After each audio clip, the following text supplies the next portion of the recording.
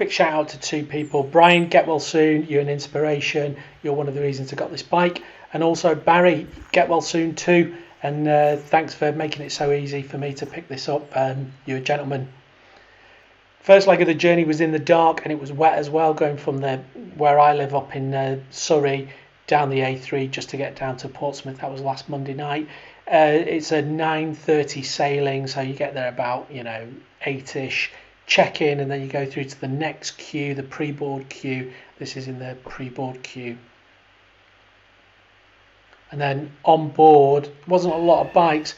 2 Teneres, 2 guys going down to Nigeria, not a holiday destination. The guy in the fluorescent jacket had a Harley Davidson Adventure. I've only seen one other of those, and then the usual groundswell of GSs and GSAs. I always take a photo of where I am on the boat. I'm at that age where I often don't know where I am. Purple stairs, deck 3, there's a deck below. It's a 30-hour sailing, and the big problem is that there's just not a lot to do. I always get a cabin just so that I'm a bit more comfortable. The cabins are good as well. They fit 4 people. I think they're designed for 2 adults, 2 kids. They've got a good TV system, probably about 50 films that you can watch, little ensuite. Comfortable little rooms, and pulled out on time, 9:30. It was foggy, and you go around kind of the Brittany Peninsula and then down across the Bay of Biscay. It was a nice, easy sailing.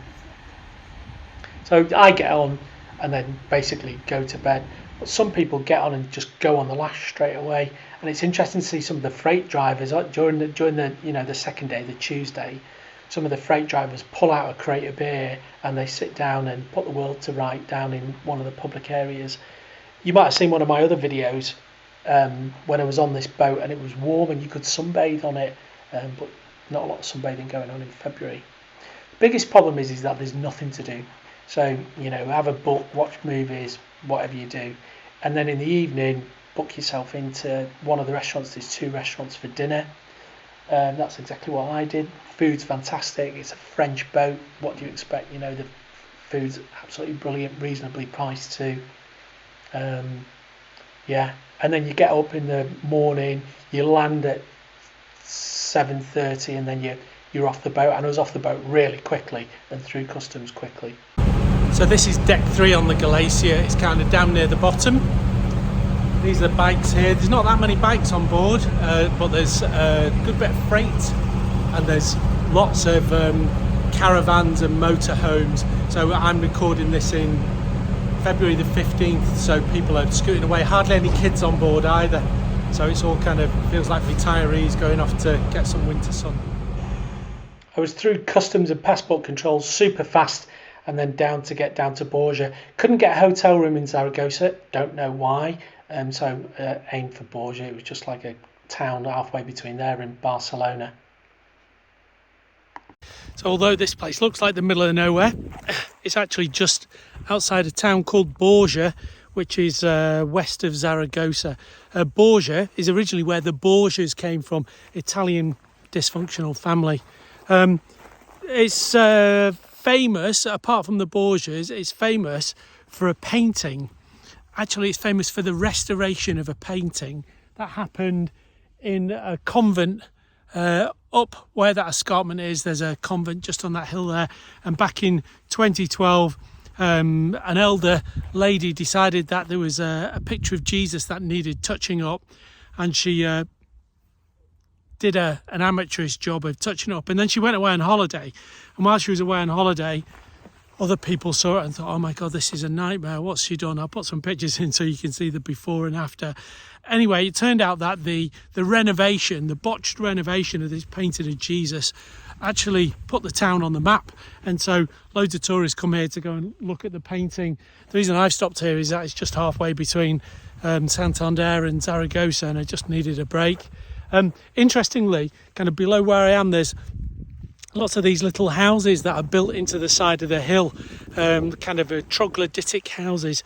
They're very small, very cute. Actually, they're not that small. They kind of go back a fair bit. I did take a walk into one of them.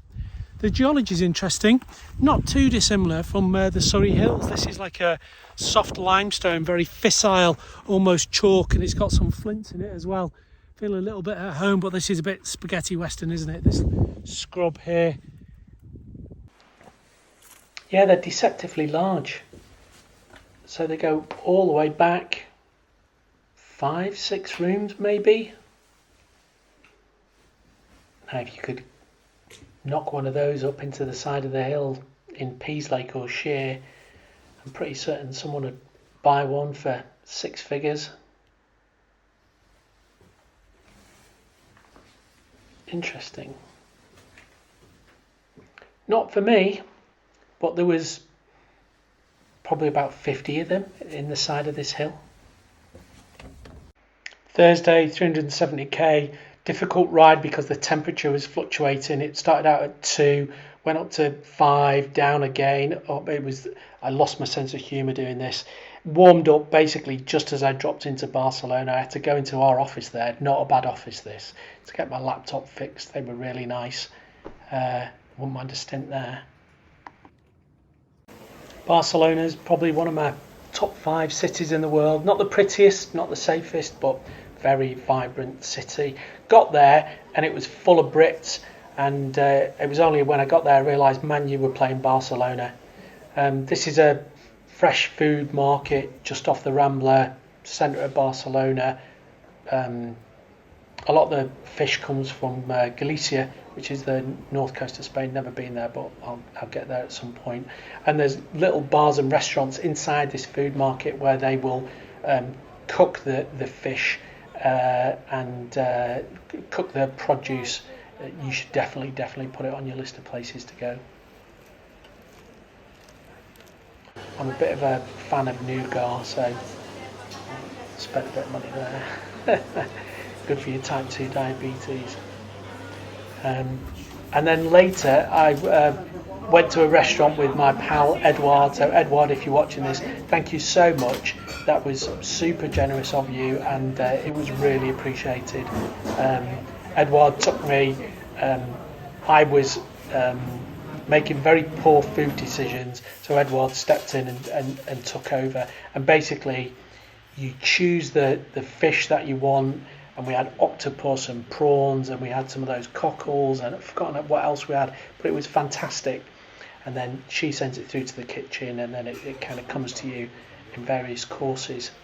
Really nicely done. And my pal Eduard went out of his way to look after me, which was really appreciated. Thank you, sir. Really enjoyed that.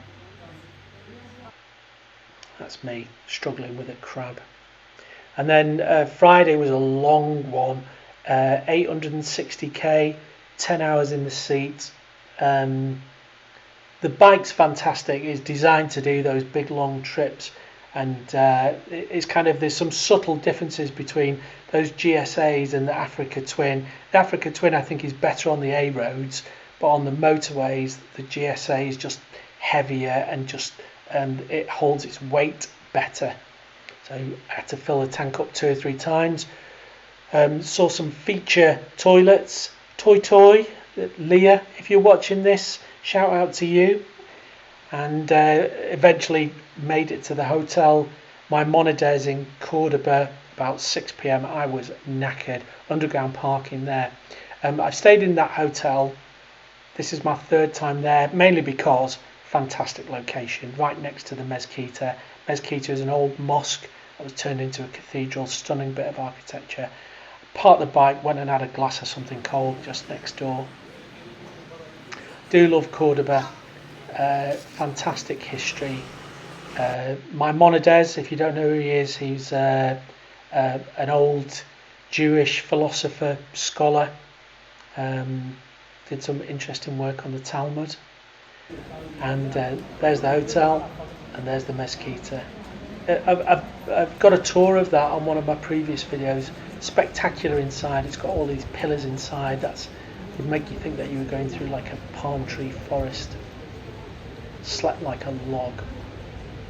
And then woke up this morning, whatever day it is, Saturday today, and had a good breakfast in the hotel.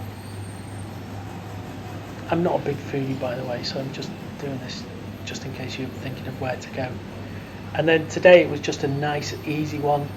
Down A roads, basically, coming down. It was only 220 kilometres, 150 miles.